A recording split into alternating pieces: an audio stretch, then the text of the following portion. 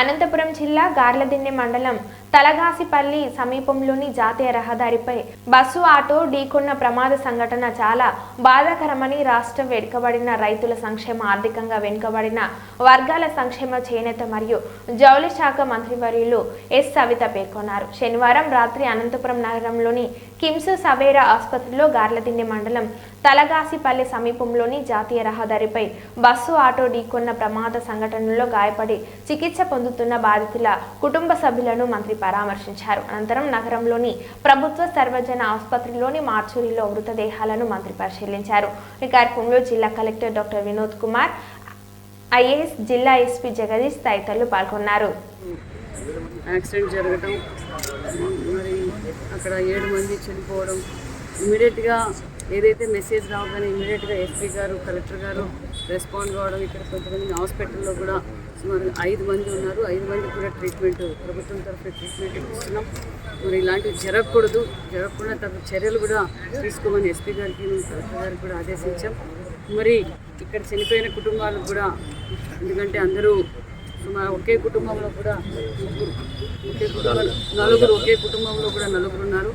వారికి కూడా ముఖ్యమంత్రి గారు వెంటనే స్పందించి వారికి కూడా ప్రతి ఒక్కరికి 5 లక్షల రూపాయల ఎక్స్ప్రెషన్ కూడా ప్రకటించాం. అదేవిధంగా ఎవరికైతే గాయాలు క్షతగాత్రులకు కూడా మేము గవర్నమెంట్ తరఫున కూడా వాళ్ళకు చికిత్స కూడా అందిస్తున్నాం. ఇలాంటివి మరి జరగకుండా చూసుకోవాల్సిన జాగ్రత్తలు కూడా మేము తీసుకుంటామని కూడా తెలియజేస్తాం. అన్ఫార్చునేట్ ఈవెంట్ ఒకటి జరగడం బాధాకరంగా ఉంది కనుక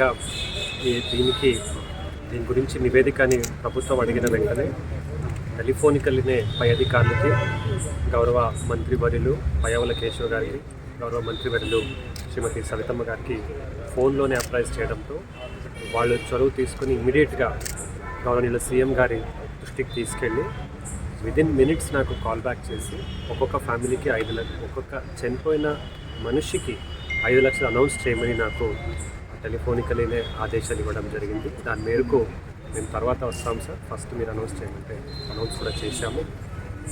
5గురు ట్రీట్మెంట్ పొందుతుంటే వాళ్ళని ఇంకా మెరుగైన వైద్య సేవ కోసం సవేరాకి పంపించాము. పేషెంట్స్ని మరియు ఫ్యామిలీ మెంబర్స్ అందరినీ నేను ఎస్పీ గారు పరామర్శించాం. ఇప్పుడు 24 గంటలు వాళ్ళ ట్రీట్మెంట్ గురించి ఫోకస్ చేస్తాం.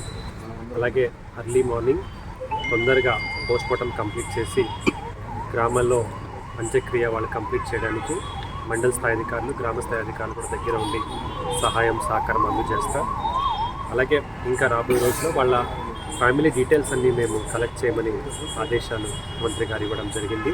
అంటే బీమా నంబర్ ఏంటి, ఆధార్ నెంబర్ ఏంటి, ఫ్యామిలీ ఆర్థిక పరిస్థితి ఏంటి, సొంత ఇల్లు ఉందా, వాహనాలు ఉందా, దాన్ని బట్టి ఏదైనా ప్రభుత్వ పథకంలో కుటుంబ సభ్యులకి సహాయం చేయాలంటే ఖచ్చితంగా చేయాలని ఆదేశాలు మంత్రివర్యులకు ఇవ్వడం వల్ల ఆ కార్యక్రమాన్ని కూడా పెట్టుకొని రాబోయే 7 రోజుల్లో కుటుంబ సభ్యులకి కూడా ఏమైనా మేలు చేస్తామో చూస్తే ఖచ్చితంగా చేస్తాం.